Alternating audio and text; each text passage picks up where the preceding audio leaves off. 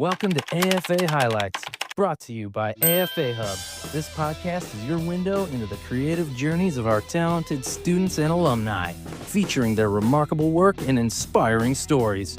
Each episode is packed with behind-the-scenes insights, engaging interviews, and expert advice, showcasing how our students transform their big ideas into even bigger opportunities.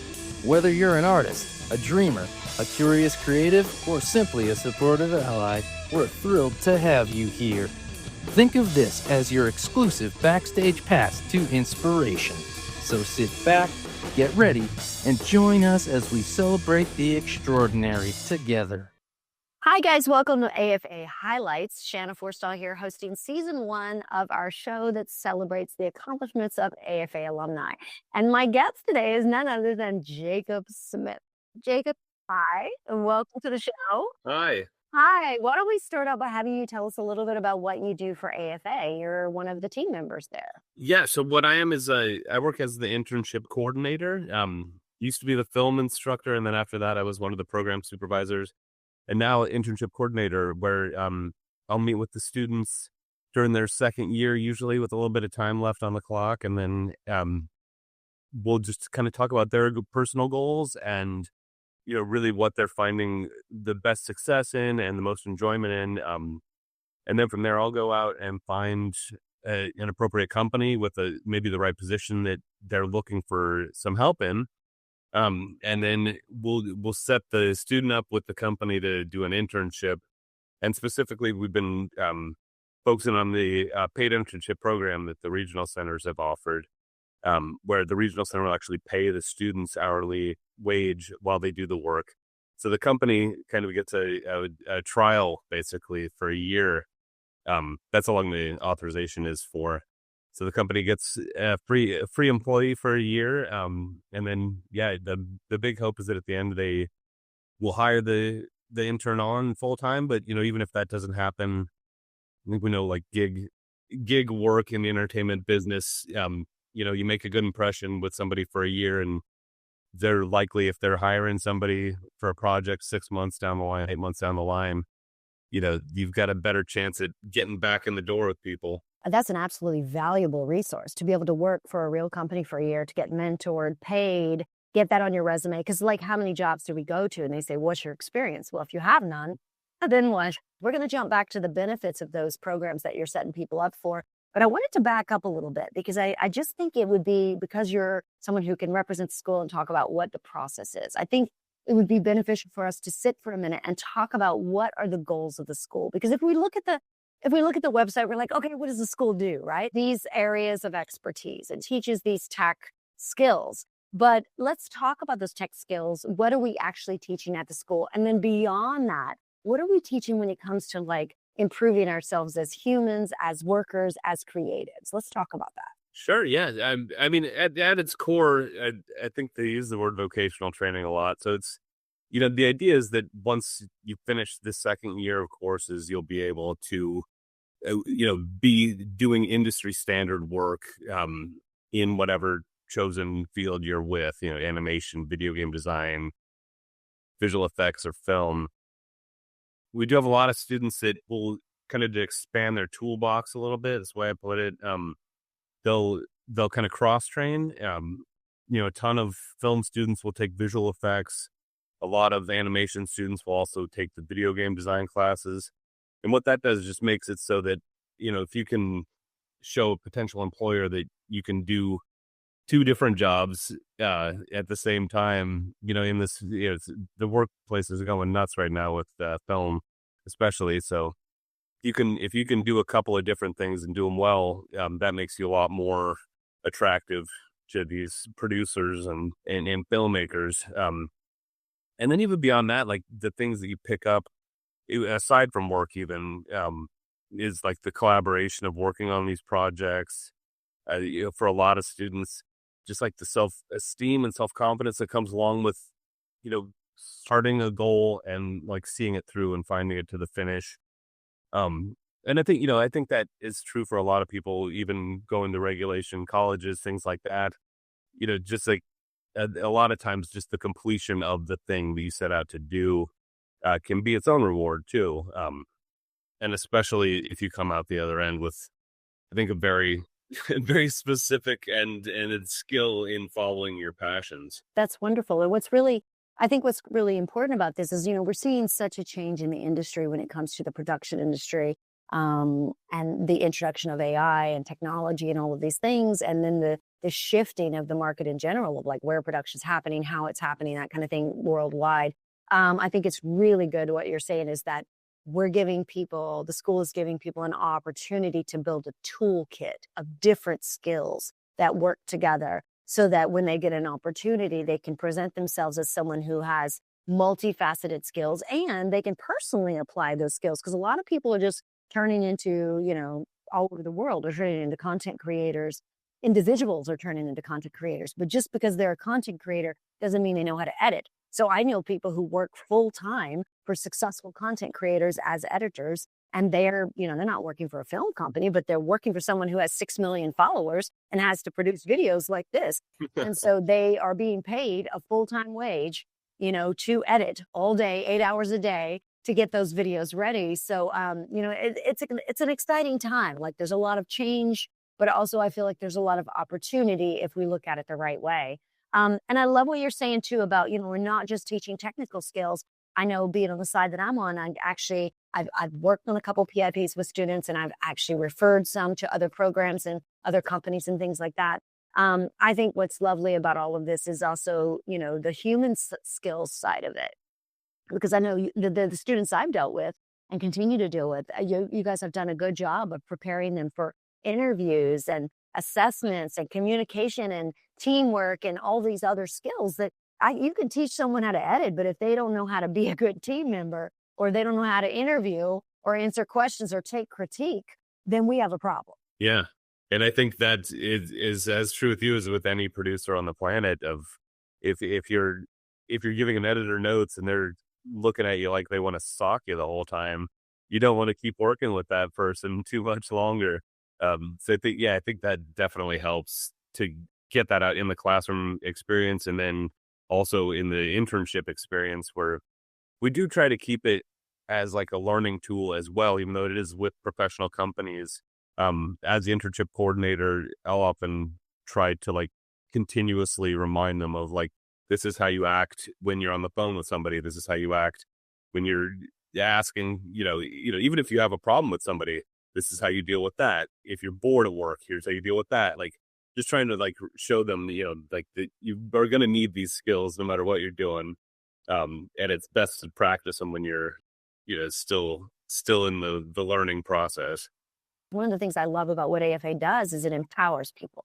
I feel like it teaches us to be better humans. It teaches communication skills. It doesn't just teach the technical, because that's only half the battle. Anybody will tell you that your EQ and the way you walk into a marketplace or a job situation or a team situation, that goes a lot further than just how good you are at editing or animating or drawing a character. I mean, that's a huge part of it. You're not going to get the job without the creative skill. But at the same time, that EQ goes a long way, or it can hurt you and stop your career in its tracks, right? Yeah, there's so many more people that would rather show somebody that they're really getting along with. They'd rather show them how to do the job than show the person that knows how to do the job how to be a more fun person to be around. So right, we don't mind, like I think as humans, like you're saying, that's a really good point. We don't mind going an extra mile for somebody we actually believe in and that we enjoy working with, and we see their potential, and we're like, you know what, I'm going to spend an extra 20 minutes with this person because I believe in them. If someone's not a good team member, or they're not a good communicator, or they're not good at being part of the flow of what's happening, and it's harder to do extra things. So that's a really good point, Jacob. What are some of the other skills that we can talk about that maybe students can walk away with from the school, or, that you've seen success stories, you've seen someone maybe came in like this and they left more equipped in this way? Are there any success stories that come to mind of students that maybe came in and grew, Yeah. Like I had, when I was the film instructor, I had a student that when he began the classes with us in his first year, he was very quick to be irritated by some of the behaviors of some of his classmates. And that was something that we worked with him a lot on, was not just learning the film skills, but also, sort of the empathy that goes with sometimes working with somebody. And I told him pretty much every day for a long time, like, that's one of the tough things with film is that every set there's going to be somebody that you don't really like. And how do you deal with that and still, show everybody else that you like them, make that person not feel like they're being alienated and still do your job. So we worked with him a lot on that. And I was very proud that by the time he graduated, he had a lot of his own, and this also his program supervisor worked with him a lot on this too, but he had his own methods of if he'd start to get irritated, sometimes you'd see him just like get up and, tell you he's taking a 10-1 or a quick restroom break or something. And he'd just go into the hall and just kind of cool himself down because he knew he was starting to get riled up by this person he didn't like. And that was one of the changes I was really proud to see. Just 'cause I know that was one that was certainly not easy for him. And I think it would have deterred him from a lot of future opportunities because he was a very talented editor. And I think, I think that could have cost him in the long run, but learning that he could just step out in the hall and take that little break, I think has made him more employable for any job really. But, he's gotten several, editing jobs for short films and some longer form things. And, he's carved a nice little niche out for himself. That's such a good practical social skill that everybody needs to practice. One thing I'm seeing is just like an improvement in communication. Like there are two people in particular who have worked with me under PIPs that when they first came in, they had a lot of trouble communicating. But after we practiced and we, gave them safe spaces to practice and had them almost a requirement of working on that communication, by the end of it, they were so much more comfortable. And it was really beautiful watching the growth, of them being able to then express themselves, to feel confident being on camera, because a lot of the meetings are happening like this. And, you can't be so self-aware that you can't think and do work because we're working right now. If someone's so worried about what they look like or they're so uncomfortable being on camera and things like that, or being able to put things into words when they're nervous, it really is something that has to be worked on because in teams, you might have a call with 2, 5, 6 people on a call and we're talking about a project. Well, everybody has to show up, be ready, contribute, listen, learn, ask questions, and be ready to go, and if we're having so much a battle in our mind about the uncomfortableness of just being there, it's very hard to be, a contributing team member. And I've seen 2 students for sure that I saw immense growth in our time together because that was a requirement and they just worked on it. They got better and better at it. And they even shocked themselves and got to where like, yeah, it's not a big deal anymore. And I was like, that's fantastic. Like that's a huge human and job skill. Yeah. I'm so proud I've had an interaction with quite a few of the AFA graduates and I'm so proud of them. And I know you are too. Is there anything else that comes to mind as far as like, I don't know, stories or a challenge you would have for somebody who's thinking about coming to the school or the students that are there? Like, what would you say, to people who are thinking about coming to the school? Like I like honestly, I do a lot of like in-person vendor fairs and things like that where I talk to a lot of people that, like I feel like we kind of go one way or the other usually when they approach, and that's I'll kind of explain what we do and like what we're teaching, and then some of them be like, oh, okay, well, cool, maybe, they'll write their name or email. Those are the ones that I always know are going to apply and we're going to be seeing them. It's such a rare thing, I think, especially like within the autism community to have, these programs that I think the special thing is that, it's a chance to like follow your dreams and your passions. So many programs are kind of set up for like basic survival. And being, a writer and filmmaker myself, and the same yourself, just like that, like seeing other people chasing the fire and the dreams. And I, just last weekend, I talked to this young guy at a vendor fair that was, he asked what I did and I started to explain and I didn't even get through the first sentence. And he was like, oh man, this is for me. That's awesome. Yeah. He was already, he interested in editing and he asked me what programs he should look at to practice on in the meantime. And, that's for me. And if it's something that they've got a passion for, like I'll always love it and encourage it for people to chase it as hard as they can. Yeah, that's beautiful. So the school is empowering people to follow their passion because we're not necessarily trying to create a new passion. This is something you're already interested in and you have something in your heart that's like, I'm a creative and I want to learn to do this or I want to get better at this. Maybe you've been doing it on your own and you have a YouTube channel, but you want to get good. You want to get better. You want to learn with a team. You want to be motivated, like Jacob said, by other people who are pursuing their dream, pursuing their passion. And so that at the end of this, you can say, I did that. I have a degree. I was a certificate in this. Like I did that. I completed this task along with a bunch of other cool people and learned all these things. Like then I'd encourage you to reach out. Like I've seen so many success stories from the school and yeah, if you're sitting up there and you're on the fence, when that fire lights, follow it because this is an opportunity that may not be here forever for you to come and learn and be around people who are going to inspire and motivate you and celebrate your wins.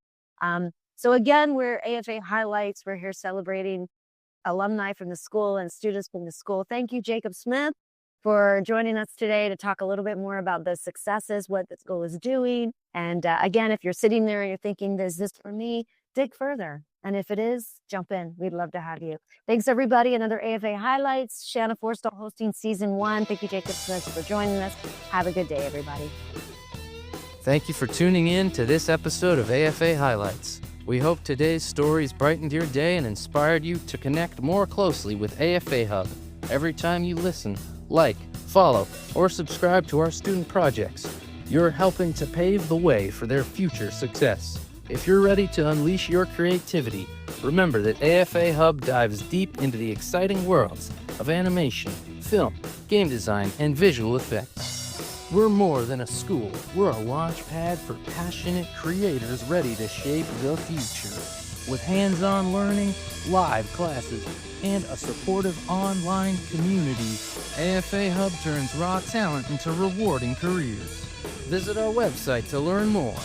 Share this episode with someone who would enjoy it, and don't forget to subscribe to our channel to get notified about new episodes. We'll be back soon with a new episode. Thank you for listening.